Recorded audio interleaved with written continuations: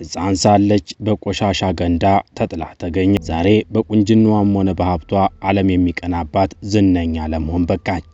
ይህ ፊልምም ልቦለድም አይደለም። በምስሉ ላይ የምንመለከታት የዛሬዋ የቦሊውድ ፈርጥ እውነተኛ ታሪክ። በእርግጥ ሕይወት ለየትኛውም የሰው ፍጡር በውጣ ውረድ የታጠረች መሆኑ ግልጽ ነው። ግን ደግሞ አንዳንድ ታሪኮች ሲሰሙ ፊልም ያስናቀ ታሪክ ይወጣቸዋል።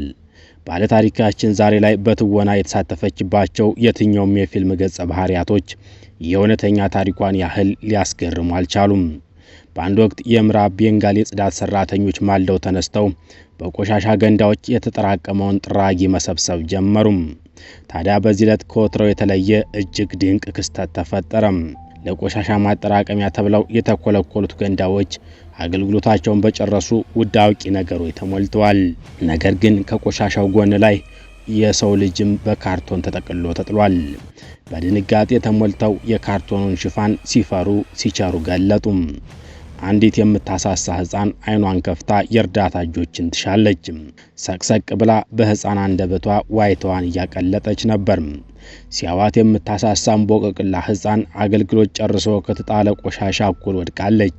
ከዚህ በኋላ ሕፃኗ አስፈላጊው ቅድመ ሁኔታ ተደርጎላት ወደ ሕፃናት ማሳደጊያ ማዕከል ተወሰደች። ከዛም በጥበቡ ዓለም ዝናው የናኘ አንድ ዕውቅ የቦሊውድ ኮከብ ይህን ማዕከል ለመጎብኘት መጣ። ይህ ዝነኛ ተዋናይ ወደዚህ ማዕከል ሲመጣ አቅሙ የቻለውን ያህል በጎ አድራጎት ስራ ለመሳተፍ ነበር። ነገር ግን ማዕከሉን በጎበኘ ጊዜ አንድ ሀሳብ መጣለት። በዚህ ማዕከል ከተጠለሉት ሕፃናት መካከል አንድ ልጅ ወስዶ ለማሳደግ ማቀድ። ከዛም ታምራዊ ለውጡ ተጀመረ። በዛሬው አስገራሚው የህይወት ገጽ ዳሰሳችን የዚህችን ታምራኛ የፊልም ፈርጥ ታሪክ የምንዳስስ ይሆናል። አብራችሁን ቆዩም። በቆሻሻ ገንዳ የተጣለችው ሕፃን ዛሬ ኑሮዋ በቅንጡ ቪላ ሆኗል። ዛሬ ያላትን ማንነት ላይ የሰው በፕራይቬት ሆስፒታል እንደተወለደች ቢገምት አይፈረድበትም። እውነታው ግን ፈጽሞ ከዛ የተለየ ነው። ብቻ ከህንድ አልፎ የዓለም መገናኛ ብዙሃን በእሷ ዙሪያ ምትሃታዊ የሆነ ዶክመንታሪ ሰርተዋል። የህንድ ኮከብ የሚል የቅጽል ስም ተሰጥቷታል። ዲሻኒ ቻክራ ቦርቲ ትባላለች። የታዋቂው የቦሊውድ አክተር ማቱን ቻክራ ቦርቲና የሁለተኛ ሚስቱ ዮጊዳ ቦሊ የጉዲፋቻ ልጅ ናት። ዛሬ ላለችበት የስኬት ጣሪያ ያሳዳጊ ወላጆቿ የላቀ ጥረት አጃይብ ያሰኛል። ነገር ግን የወለደቻት እናትም ትሁን ወላጅ አባት ከአንድ የቆሻሻ ገንዳ ላይ ለመጣል ሲወስኑ ትንሽም ርኅራኄ አላሳዩም። ሕፃኗ መጀመሪያ ላይ ተጥላ ስትገኝ ያለማቋረጥ ስታለቅስ ነበር። በልቅሶ የደከመው ሰውነቷ ክፉኛ ተጎድቷል። ይሁንና ለደግነት የሚተጉ እጆች ላይ ነውና የጣላት የተሻላቸውን ሁሉ አድርገው ከሞት ሊታደጉ አልቻሉም። ከዛም በሕፃናት ማሳደጊያ ማዕከል ገብታ በአስተማማኝ ጤንነት ላይ መሆኗ ሲረጋገጥ ለአሳዳጊ ተሰጠች። አሳዳጊዎቿ የቦሊውዱ አክተር ማቱን ቻክራቦርቲና ባለቤቱ ዮጊዳ ቦሊ ወደ ቤታቸው ይዘዋት ሄዱ። ከዛም ዲሻኒ የሚል ስም አወጡላት። ዲሻኒ ማለት በህንድኛ የሁሉም ግዛት ጠቅላይ ንግስት ማለት ነው። በእርግጥም ይህ ስም ተጋብቶባት ይመስላል ኋላ ላይ ከቦሊውድ እስከ ሆሊውድ የፊልም ኢንዱስትሪ የነገሰችበትም።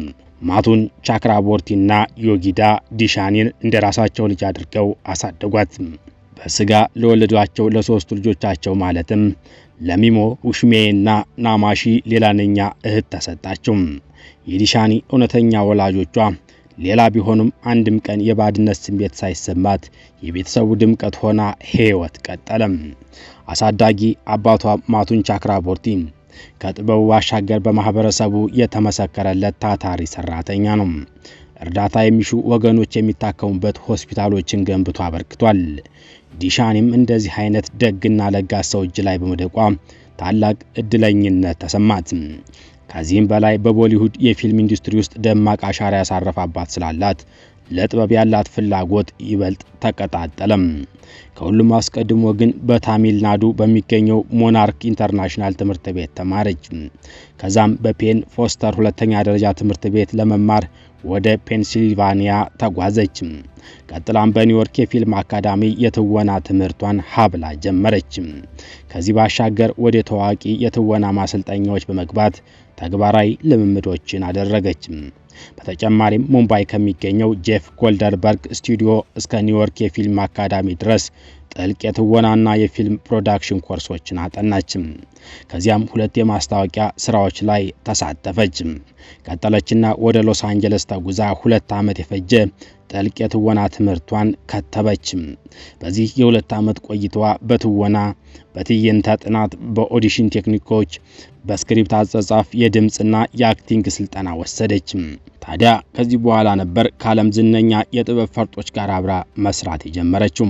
መጀመሪያ ላይ ከታዋቂው አሜሪካዊ ተዋናይ አል ፓሲኖ ጋር በመቀናጀት የመድረክ ተውኔት ሰራች። 2017 ለህዝብ እይታ በበቃው ሆሊ ስሞክ በተሰኘው አጭር ፊልም ላይ የትወና ብቃቷን አሳየች። ወንድሟ ኡሽሜ ቻክራቦርቲ ደግሞ የዚህ ፊልም ዳይሬክተር ነበር። የአባታቸውን ፈለግ የተከተሉት የቤተሰቡ አባላት ሁሉም በሚባል ደረጃ በጥበብ ተለከፉ። ዲሻኒ እንደ አንደርፓስ እና ሳተላይት ዴቲንግ ያሉ ሌሎች አጫጭር ፊልሞች ላይ በአዘጋጅነት ተሳተፈች። ከቤተሰቡ መካከል ዲሻኔ፣ ማክሼድ ቻክራቦርቲና ናማሺ ቻክራቦርቲ የፊልሙን ኢንዱስትሪ ተቆጣጠሩት።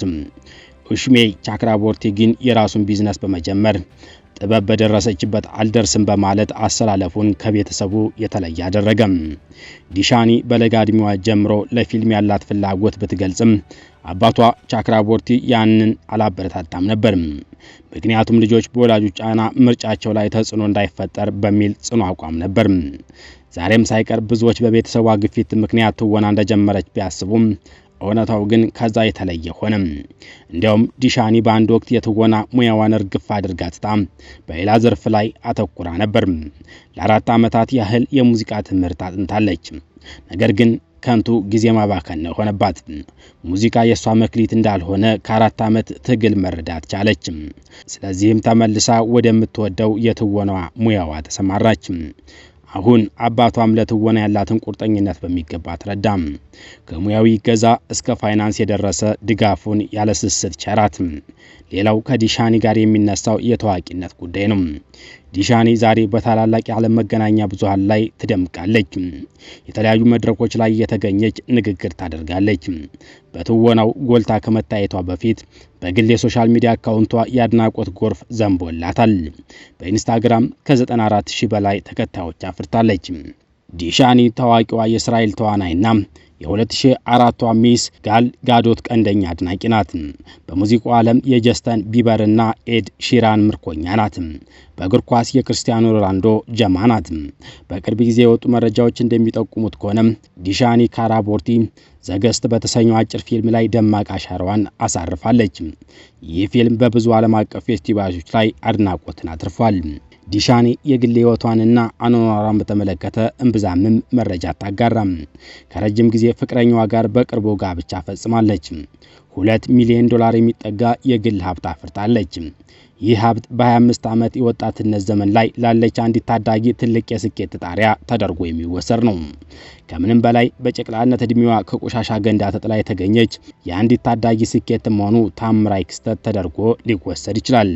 በፊልሙ ዓለም 50 ዓመት የነቃ ተሳትፎ ያደረገውና ለዚህ ያበቃት አባቷ ማቱን ቻክራቦርቲ ከ$60 ሚሊዮን በላይ የተጣራ ሀብት አለው። ዲሻኒ የተለያዩ ፊልሞችን ፕሮዲዩስ በማድረግና በትወና በመሳተፍ ስራዋ ሙሉ በሙሉ በፊልም ኢንዱስትሪ ላይ ያጠነጠነ ሆኗል። ከአባቷ የወረሰችው ጥበብን ብቻ ሳይሆን ጠንካራ የሥራ ባህልንና መልካም ስነ ምግባርን እንደሆነ በርካቶች መስክረውላታል። ብቻ ይህ ታሪክ ጅማሬ ታናሽ ቢሆንም ፍጻሜ እጅግ ይበዛል ለሚለው መንፈሳዊ ቃል ጥሩ ምሳሌ ሆኖ መጠቀስ ይችላል። ከዚህ ታሪክ የምንረዳው ሌላው ትምህርት እውነተኛ ቤተሰብ በመወለድ ብቻ ሳይሆን በመተሳሰብ፣ በመከባበር፣ በመግባባትና በማይበጠስ የፍቅር ሰንሰለት የሚታነጽ መሆኑን ያብራራል። የዘር ሐረግ ቤተሰብን ይፈጥራል። ነገር ግን የነፍስ ትስስርና መተሳሰብ ከሌለበት ፍጻሜው እንደ ዲሻኒ እውነተኛ ወላጆች መሆን ይሆናል። በእርግጥም የሰው ልጅ ወደዚህ ዓለም ሲመጣ ዕጣ ፈንታ አብሮት ይወለዳል የሚለውን አባባል በዚህ ታሪክ አይተናል። አንዳንድ የህይወት ታሪኮች ጅማሬያቸውና ፍጻሜያቸው ፍጹም የተለያየ መሆኑ የዲሻኒ ታሪክ ይነግረናል። ዲሻኒ አንድም ሚዲያ ፊት ስለ እውነተኛ ወላጆቿ አስተያየቷን ገልጻ አታውቅም።